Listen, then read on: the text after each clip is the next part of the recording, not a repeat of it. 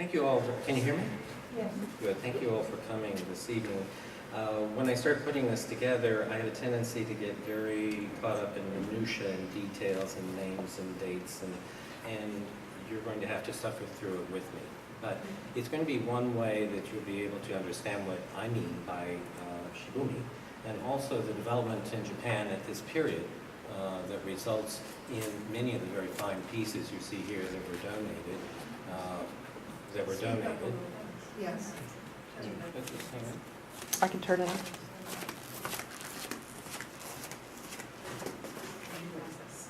That were There. Much better. that were donated by, of course, Carrie.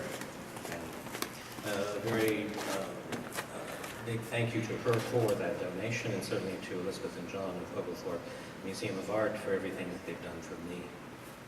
So let's begin. First of all, I'm going to say to you that I love Japan. My parents had the good fortune of being posted there 2 times. The first was in Kyushu, which we'll be studying and listening to information on that island throughout the rest of the evening. And I actually lived in the area where a lot of these were made, obviously not at the same time. The second one was in Tokyo, and I did graduate from high school in Tokyo and then got a scholarship to the University of Kansas, where I studied in Japanese language and the training of geology. We can talk about that later, split personality. My parents also designed and they built, and they live currently in a Japanese house south of Seattle.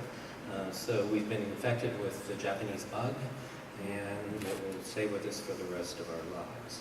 When I was researching this, going through all the books, my own library is at this point 8,215 volumes.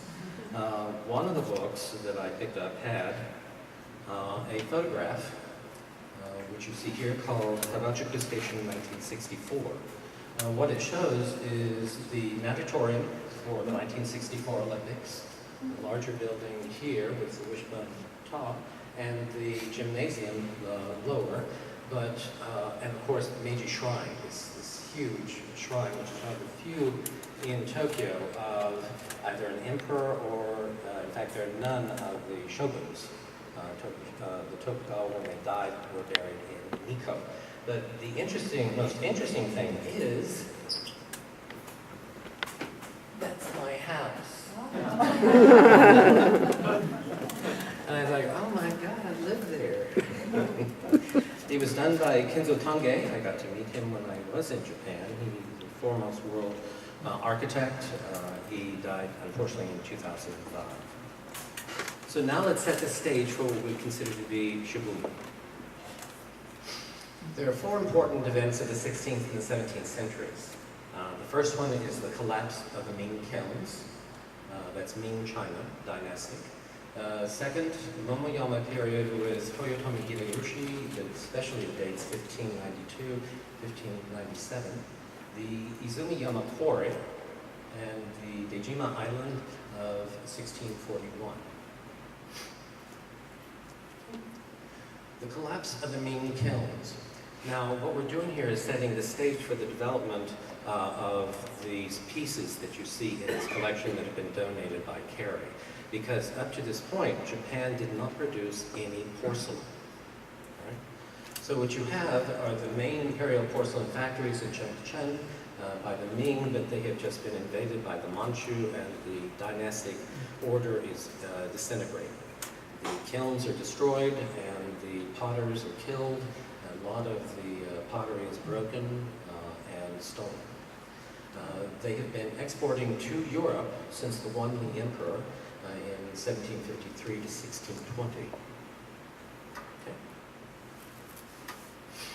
The second event is this gentleman who rose from the ranks really of being just a common individual to shogun of Japan. He's known as the second unifier of Japan because before his predecessor, Oda Nobunaga, Japan was a series of over 200 feudal fiefs that were doing nothing but fighting. There was no concept of Japan as a nation.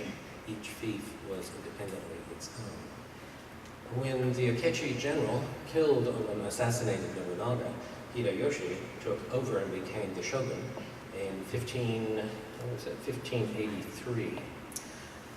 And he then quelled all of the people who were against him. He was called to his face Monkey Face.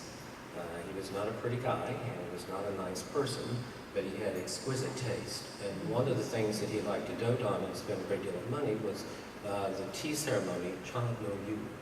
On one occasion, he actually sat down and served 863, I believe it was, individuals with tea. So I'm not sure why he had to do that many, but he did.